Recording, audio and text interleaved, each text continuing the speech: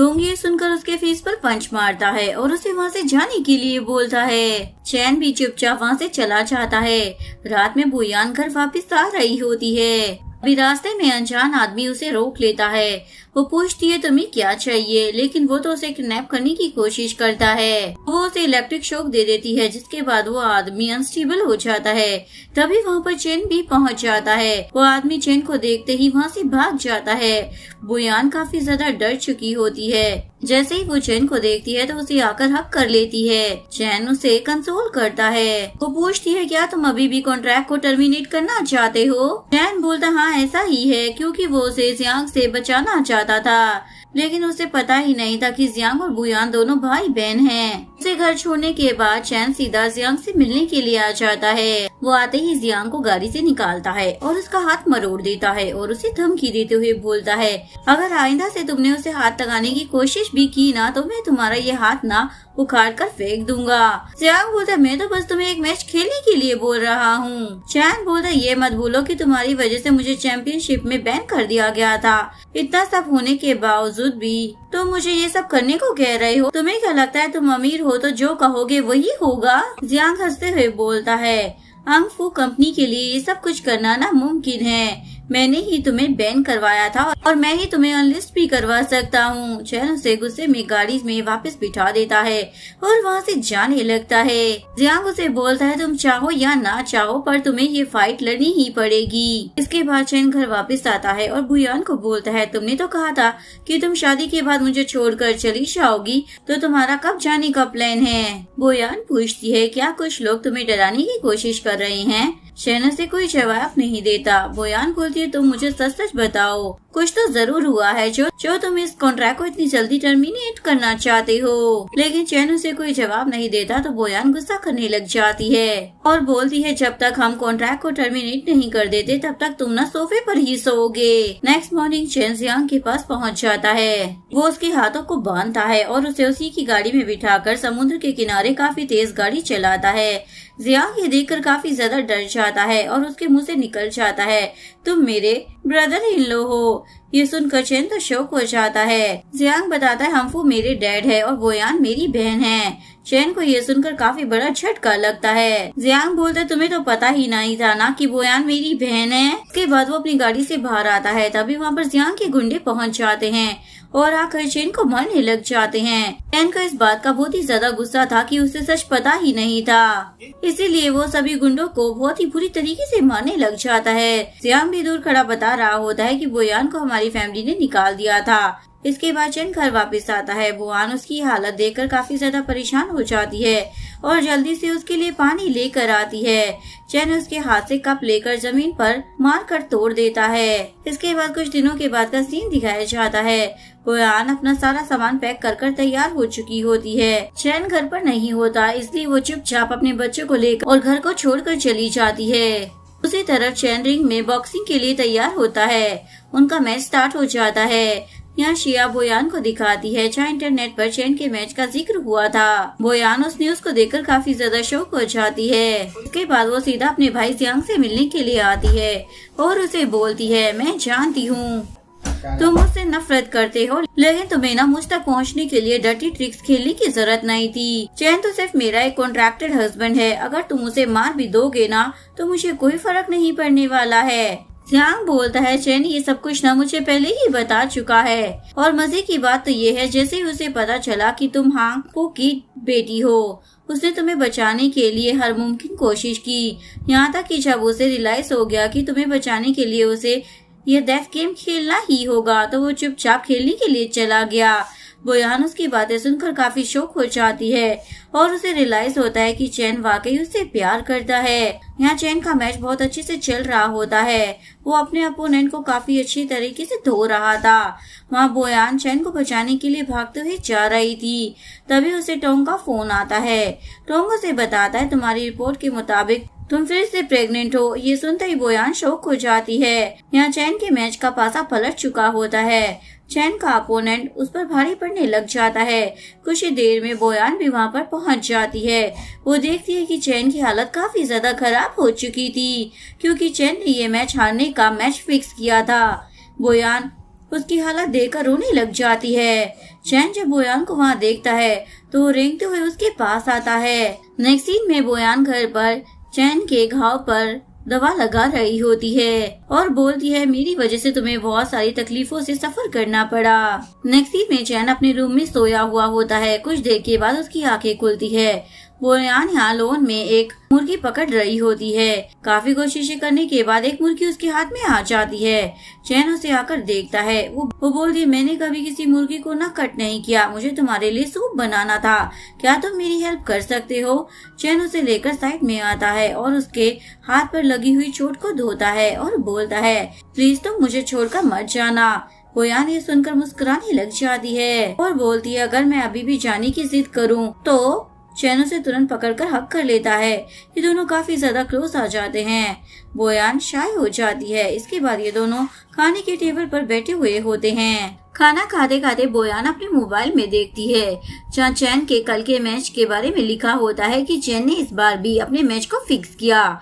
चैन जब अपने मोबाइल में ये न्यूज देखता है तो थोड़ा सा सैड हो जाता है। फिर वो बोयान को किसी काम का बोलकर बाहर चला जाता है। ऐसे ही सारा दिन गुजर जाता है और मौसम भी काफी ज्यादा खराब हो रहा था। बोयान ये देखकर काफी शौक होती है और उसे चैन के लिए फिक्र होने लग जाती है कि मौसम काफी ज्यादा बिगड़ता जा रहा है और चैन अभी तक घर वापस नहीं आया। वो उसे कॉल करती है, वो कॉल नहीं अटेंड करता। इस पर वो उसे ढूंढने के लिए खुद ही बाहर चली जाती है। कुछ ही देर के बाद चैन घर वापस आ जाता है। वो देखता है कि बोयान घर पर नहीं है तो वो उसे कॉल करता है। उसका नंबर बंद आ रहा होता है, जिसके बाद उसे बोयान की फिक्र होने लग जाती है। वो उसे ढूंढते हुए बाहर आता है। तभी वहाँ से वापस आते हुए उसे बोयान मिल जाती है। वो उसे देखकर हक कर लेता है। एक्चुअली में उसे लग रहा था कि बोयान उसे छोड़कर चली गई है। बोयान बताती है, मौसम ना काफी ज्यादा खराब हो रहा था, इसीलिए मैं तुम्हें ढूंढने के लिए चली गई थी। बोयान को सैर देकर चैन पूछता है, क्या तुम्हें लग रहा था कि मैं सुसाइड कर लूंगा? ये सुनकर बोयान उसे डांटती है और मारती भी है। इसके बाद वो दोनों घर वापस आ जाते हैं। बोयान काफी गीली हो चुकी होती है। चैन उसके बालों को ड्राई करता है। तभी लाइट भी चली जाती है और बोयान डर जाती है। चैन उसे कंसोल करता है। इतने में ज्यादा बारिश होने की वजह से घर की छत भी लीक होने लग जाती है। इसके बाद वो दोनों आकर रूम में लेट जाते हैं। बेड के दोनों तरफ कुछ बर्तन पड़े हुए होते हैं जहाँ छत से टपकता हुआ पानी इनमें इकट्ठा हो रहा होता है। जैसे ही ठंडर की आवाज आती है तो बोयान तो और ज्यादा डर जाती है। चैन उसे हक कर लेता है। बोयान खुश होते हुए उसे बताती है कि मैं प्रेग्नेंट हूँ। चैन ये बात सुनकर शॉक हो जाता है। उसे यकीन ही नहीं होता। वो थोड़ा सा इमोशनल भी हो जाता है। दूसरी तरफ जियांग अपने डैड के पास आता है और उन्हें बताता है, आपने मेरा कमाल तो देख ही लिया होगा ना, मैंने एक ही रात में हमारे क्लब को नई ऊंचाइयों पर पहुंचा दिया है। डैड उसे डांटने लग जाते हैं, तुम हमेशा कोई ना कोई गलती कर ही देते हो। अगर तुम ऐसे ही डर्टी ट्रिक्स प्ले करते रहोगे तो एक ना एक दिन तुम्हें ना इसकी कीमत चुकानी ही पड़ेगी। जियांग बोलता, चाहे मैं कितनी भी कोशिश क्यों ना कर लूं, पर आपकी नजरों में मैं हमेशा नकारा ही रहता हूँ। ये बोलकर वो रूम से बाहर आ जाता है। दूसरी तरफ बोयान और चैन दोनों घर के लिए कुछ सामान खरीद कर ला रहे होते हैं। तभी वहाँ पर रिपोर्टर्स पहुँच जाते हैं। एक्चुअली में इन रिपोर्टर्स को जियांग ने भेजा था। वो आते ही चैन से सवाल करने लग जाते हैं। 6 साल पहले भी आपने अपने करियर की शुरुआत में एक मैच को फिक्स किया था और अब 6 साल बाद आपने कमबैक के लिए आपने फिर से इस मैच को फिक्स किया। चैन उन्हें सफाई देने की कोशिश करता है, मैंने कोई मैच फिक्स नहीं किया था, ये सब होंगफू वालों की चाल है। रिपोर्टर उसकी कोई बात नहीं सुनना चाहते थे। बोयान को ये बात समझ आ चुकी थी कि इन्हें जियांग ने यहाँ भेजा है, इसलिए वो खुद आगे आती है और कैमरे की तरफ देखते हुए बोलती है, जियांग जल्दी ही तुम्हारे भी दिन पूरे होने वाले हैं। यहाँ जियांग की लाइफ कवरेज देखकर हंसने लग जाता है। ये सब कुछ साइड पर खड़ी वैनली और उसकी मॉम और चैन की मॉम भी सुन रहे होते हैं। वैनली से पूछती है, मैटर क्या है? वैनली मॉम को बता देती है, बोयान होंगफू की डॉटर है। ये सुनते ही मॉम शॉक हो जाती है और उनकी तबीयत बिगड़ने लग जाती है। वैनली जल्दी से मेडिसिन ढूंढने लग जाती है। तभी एक ड्रॉर में उसे चैन और बोयान का मैरिज कॉन्ट्रैक्ट मिल जाता है। वो जल्दी से उनकी पिक्स ले लेती है। नेक्स्ट सीन में चैन जैसे ही बोयान को लेकर घर वापस आता है, मोम उसे देखते ही उसे थप्पड़ मार देती है और बोलती है, होमफू ने तुम्हारा फ्यूचर तक तबाह कर दिया और तुम उसकी बेटी को साथ लिए घूम रहे हो। बोयान उन्हें सारी बातें समझाने की कोशिश करती है। तभी वैनली की मॉम उन्हें मोबाइल पर कुछ दिखाती है। के बाद वो बोयान को दिखाने लग जाती हैं। में कॉन्ट्रैक्ट मैरिज की पिक्स होती है जो वैनली ने सोशल मीडिया पर अपलोड कर दी होती है। बोयान उन्हें समझाने की बहुत ही कोशिश करती है, लेकिन मॉम उसकी कोई भी बात नहीं सुनती। चैन बोलता है, ये कॉन्ट्रैक्ट मैरिज इसने अकेले तो नहीं किया ना, इसमें मैं भी इन्वॉल्व हूँ। हाँ, मैं मानता हूँ कि मैरिज के स्टार्ट में हम दोनों एक दूसरे को पसंद नहीं करते थे, लेकिन अब हम एक दूसरे को पसंद करने लगे हैं और हमेशा साथ रहने का फैसला किया है। लेकिन मॉम यहाँ नहीं रुकती। एक्चुअली में वैनली ने ना बहुत सारे सबूत इकट्ठा किए थे। वो हर हाल में इन दोनों को अलग करना चाहती थी। उसने बोयान की प्रेगनेंसी रिपोर्ट भी मॉम को दी हुई होती है। मॉम उन्हें देखकर पूछती है, ये किसका बच्चा कैरी किया हुआ है। चैन ये देखकर शॉक हो जाता है और मॉम से पूछता है, आपको ये किसने दिया। वैनली बताती है, मुझे ये ना गांव के एक रोड पर मिला था। उसके बाद मॉम बोयान को धक्का देकर घर से बाहर निकाल देती हैं। जैसे वो बाहर आती है तो रिपोर्टर उसे घेर लेते हैं। तभी वैनली और उसकी मॉम भी रिपोर्टर के साथ मिलकर उसे जलील करने लग जाते हैं और उस पर झूठा इल्जाम लगाते हैं। तभी वहाँ पर टोंग आता है और बोयान को उन लोगों से बचा लेता है, लेकिन बोयान बोलती है, मुझे तुम्हारी कोई जरूरत नहीं है। ये बोलकर वो अकेली ही वहाँ से चली जाती है। नेक्स्ट सीन में चैन अपनी मॉम की तबीयत को चेक कर रहा होता है और अपनी मॉम को समझाने की कोशिश करता है, लेकिन उसकी मॉम तो मुंह मोड़ लेती है। फिर वैनली भी उसे बोलने लग जाती है, तुम तो जानते ही हो ना, तुम्हारी मॉम को ज्यादा गुस्सा नहीं करना चाहिए। इनको उसका बिहेव देखकर डाउट होने लग जाता है और वो उसे चेक करने के लिए एम्बुलेंस को कॉल करने के लिए जाता है। तभी मॉम वैनली को इशारा करती है और वैनली उसे रोकने के लिए बोलती है। इसके बाद वो घर से बाहर आने के बाद बोयान को कॉल करता है। बोयान उसे मैसेज करती है कि पहले तुम अपनी मॉम का ख्याल रखो, मेरे बारे में टेंशन लेने की जरूरत नहीं। अभी वहाँ पर वैनली भी आ जाती है। वो बोलती है, प्लीज अब तुम ना बोयान को ढूंढने के लिए मत चले जाना। चैन उसे बोलता है, सच बताओ, मेरी मॉम तबीयत खराब होने का ड्रामा कर रही थी ना, तुमने और मेरी मॉम ने मिलकर ये सब कुछ जानबूझकर किया। वैनली बोलती है, मैं तो तुम्हारा अच्छा ही कर रही थी, इसीलिए मैंने तुम्हारे कॉन्ट्रैक्ट मैरिज की फोटोज को इंटरनेट पर अपलोड कर दिया ताकि वो तुम्हें धोखा ना दे सके। चैन गुस्से में उसे बोलता है, आगे से ना मेरे मामले से ना थोड़ा दूर ही रहना। यहाँ पर टोंग बुआन को आकर रोकता है और उसे अपने साथ चलने के लिए बोल रहा होता है। बोयान बोलती है, मुझे तो यकीन ही नहीं हो रहा, तुम इतनी गिरी हुई हरकत कैसे कर सकते हो। टोंग बोलता है, मैंने तुमसे प्रॉमिस किया था, शाओ का बोन मैरो ढूंढने के लिए मैं तुम्हारे लिए हर मुमकिन कोशिश करूँगा। बोयान बोलती है, चैन उन बच्चों का डैड है, अगर मैं उसके साथ हूँ तो इसमें गलत क्या है। मैं अच्छे से जानती हूँ कि तुम्हें मुझे खोने का कोई डर नहीं है, तुम तो बस अपने लॉस को लेकर डरे हुए हो। ये बात तुम और मैं दोनों ही जानते हैं। वो बोलता है, क्या तुम मुझे ऐसा समझती हो। और वो उसे टेस्ट करने के लिए कि बोयान के दिल में उसके लिए कोई फीलिंग्स है या नहीं, तो वो उसे किस करने की कोशिश करता है, लेकिन वो उसे कोई रिस्पॉन्स ही नहीं देती। देखकर टोंग समझ जाता है कि बोयान के दिल में अब उसके लिए कुछ भी नहीं है। बोयान उसे अकेला छोड़कर चली जाती है, लेकिन टोंग डिसाइड कर लेता है इस बार वो बोयान को अपने हाथों से नहीं जाने देगा।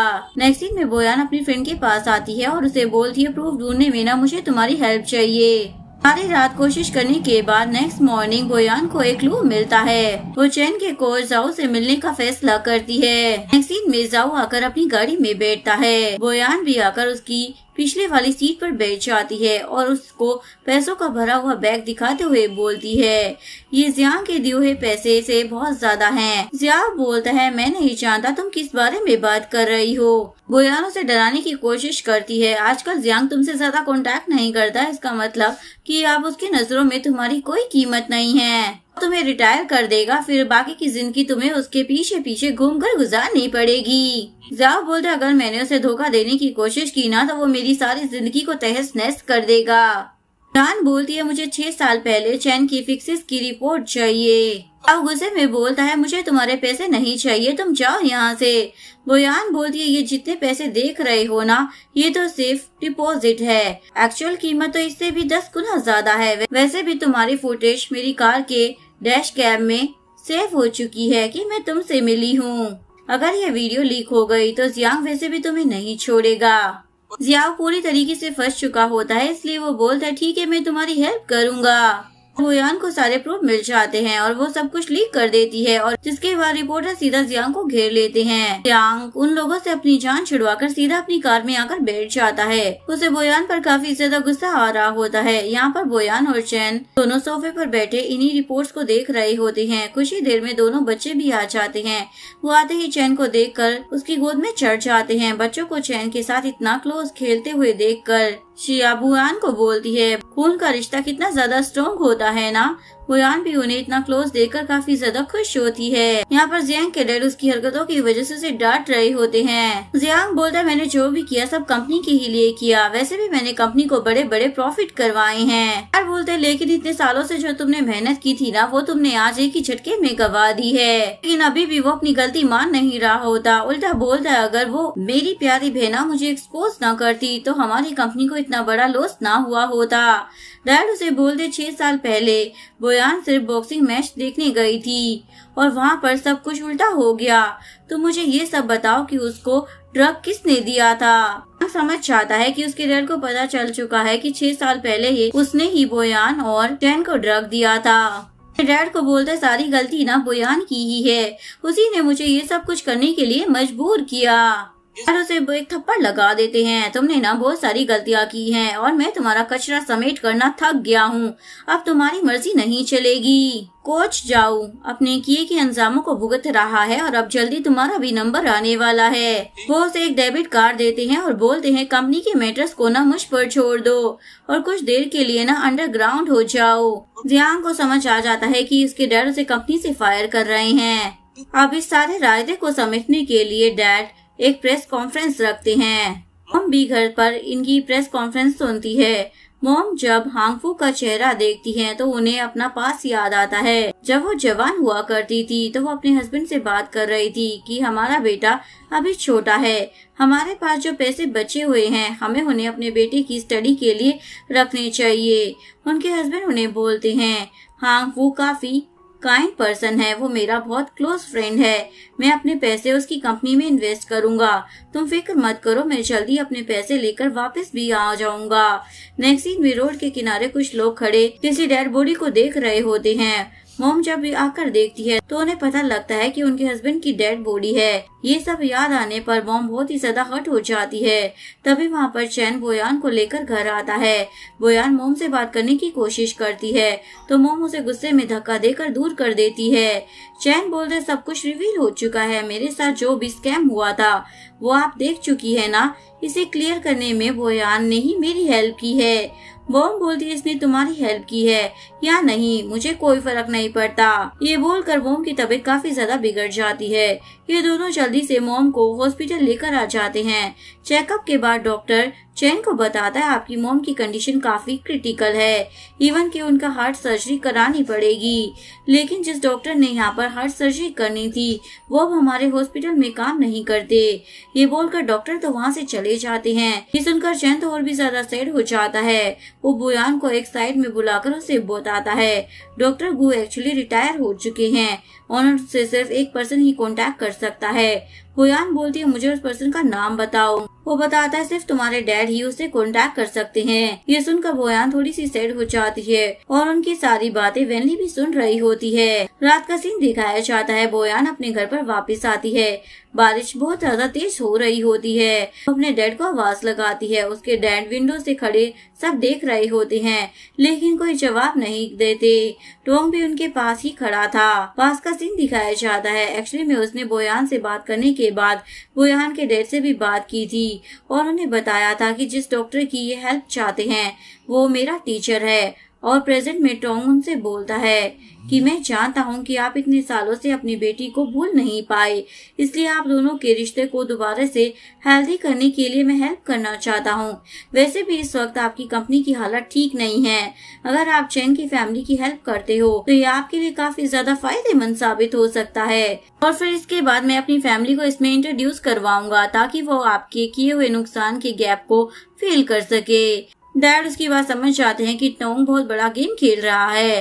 डैड उससे पूछते हैं ये सब करने के बाद तुम्हें क्या चाहिए। वो बोलता है इतने सालों में मैं बोयान को ना भूल नहीं पाया हूँ और अब मैं उसे ऐसे स्कैम में फंसा हुआ नहीं देख सकता। डैड बोलते हैं कहना क्या चाहते हो। टॉम बता देता है 6 साल पहले आपने जिस लड़की को बैन किया था ना वो चैन ही था। वही लड़का शेन और शाओ का डैड भी है। डैड ये सुनकर शॉक हो जाते हैं और बोलते हैं तुम कहना चाहते हो कि मेरी बेटी पागलों की तरह उस लड़की के लिए यहाँ आई है। यहाँ पर मॉम गेट पर आती है। बोयान अंदर जाने की कोशिश करती है लेकिन मॉम उसे अंदर जाने नहीं देती। बोयान उससे काफी ज्यादा अपसेट हो जाती है और उसे पता चल गया था कि उसके डैड उसकी हेल्प नहीं करने वाले। वो सारी रात वहीं पर बैठी उनसे भीख मांगती रहती है। बारिश में भीगने की वजह से उसकी तबीयत काफी खराब हो जाती है। टोंग उसकी हेल्प के लिए आ जाता है। नेक्स्ट मॉर्निंग वैनली डॉक्टर गू को अपने साथ हॉस्पिटल में लाती है। चैन डॉक्टर को देखकर थोड़ा सा रिलैक्स हो जाता है। वैनली उसे बताती है यही डॉक्टर गू है, यही तुम्हारी मॉम का ऑपरेशन करेंगे। चैन उससे पूछता है क्या तुम ही डॉक्टर गू को यहाँ पर लेकर आई हो। वैनली हाँ बोल देती है। साथ ही वैनली की मॉम चैन को बोलती है ना तुम्हारी बहुत ही ज्यादा केयर करती है इसलिए तुम ना इससे बुरा मत समझा करो। उसे शुक्रिया अदा करता है। तभी वहाँ पर नर्स आ जाती है। ऑपरेशन के पेपर्स पर उसके साइन लेती है। यहाँ पर टोंग बोयान को शिया के घर पर लेकर आ जाता है। शिया चैन को वॉइस मैसेज भेजती है तुम्हारी वाइफ की तबीयत बहुत ही ज्यादा खराब है, तुम पता नहीं कहाँ पर बिजी हो। देर के बाद वहाँ पर चैन भी पहुँच जाता है। टोंग उसे रोकने की कोशिश करता है। बोलता है बोयान को ना तुम्हारी कोई जरूरत नहीं है लेकिन चैन उसकी एक बात नहीं सुनता। सीधा बोयान के पास आ जाता है। बोयान की ऐसी हालत देखकर उसे काफी ज्यादा बुरा लग रहा होता है। इसके बाद चैन उसका बुखार कम करने के लिए उसके ऊपर पानी की पट्टियां करता है और सारी रात उसकी केयर करते हुए उसके साथ ही स्पेंड करता है। नेक्स्ट डे उसे मैसेज मिलता है तुम्हारी मॉम को होश आ चुका है। चैन हॉस्पिटल जाने से पहले एक नोट तैयार करता है जिस पर लिखता है तुम मेरा वेट करना। फिर वो बड़े प्यार से उसके फोरहेड पर किस करता है और वहाँ से अपनी मॉम के पास आ जाता है। हॉस्पिटल में आते ही वैनली बोलती है मैं तुम्हारा बहुत देर से इंतजार कर रही थी। मॉम चैन को बोलती है तुम्हें अच्छे से पता है ना मैं तुम्हें और बोयान को एक साथ में एक्सेप्ट नहीं कर सकती। ये बोलकर वो वैनली का हाथ चैन के हाथ में दे देती है। चैन बोलता है आप रेस्ट करो और वैनली को लेकर अपने साथ रूम के बाहर आ जाता है। बाहर आते ही वो वैनली को गुस्से में बोलता है तुम और मैं कभी एक नहीं हो सकते, ना आज और ना ही फ्यूचर में। वैनली बोलती है कल रात बारिश में ना सारी रात मिस्टर गू का इंतजार करती रही। मैं ये सब इसलिए कर रही थी क्योंकि मैं तुमसे प्यार करती हूँ। चैन उसे चुप करवाता है और बोलता है मेरी वाइफ के साथ जरा भी कंपैरिजन करने की ना कोशिश मत करो। मैं उसे प्यार करता हूँ और मेरे दिल में उसकी जगह अब कोई और नहीं ले सकता। ये बोलकर वो जाने लगता है। वैनली उसे पीछे से हक कर लेती है। तभी बोयान हॉस्पिटल में आ जाती है और उन्हें ऐसे देख लेती है। चैन वैनली को खुद से दूर करता है और बोयान को देखकर उसके पास आता है और बताता है डॉक्टर गू को वैनली लेकर आई थी और इसकी हेल्प की वजह से मेरी मॉम अब सिक्योर है। तो अब तुम ही बताओ कि हमें उसको थैंक्स कैसे करना चाहिए। इससे पहले बोयान कुछ बोल पाती वैनली बोलने लग जाती है वैसे तो तुम इतने दिन यहाँ पर आई नहीं और अब जब सब काम हो गया है तो मुंह उठाकर चली आई। बोयान बोलती है मैं समझती हूँ तुम चाहती थी कि ये सब देखकर मुझे मिसअंडरस्टैंडिंग हो जाए लेकिन शायद तुम्हें पता नहीं है कि मैं चैन पर कितना ज्यादा भरोसा करती हूँ। चैन उसका हाथ पकड़ लेता है। बोयान चैन से बोलती है तुम्हारी मॉम को ना थोड़ा सा रेस्ट करने दो। वैनली को ये सब देखकर बहुत ही ज्यादा जेलसी हो रही होती है। नेक्स्ट सीन में बोयान के डैड उसके घर पर आकर बैठे हुए होते हैं। कुछ ही देर में बोयान अपने घर वापस आती है तो उसके बच्चे आकर उसे हक कर लेते हैं। तभी बोयान की नजर उसके डैड पर जाती है। वो उन्हें यहाँ पर देखकर शौक हो जाती है और डैड से पूछती है आप यहाँ पर क्या करने आए हो। उसके डैड बोलते हैं तुमने मुझसे एक प्रॉमिस किया था, मैंने डॉक्टर गू को बुलाकर अपना वादा पूरा कर दिया है, अब तुम्हें अपना प्रॉमिस पूरा करना है। ये सुनते ही बोयान को रियलाइज हो जाता है कि वैनली झूठ बोल रही थी।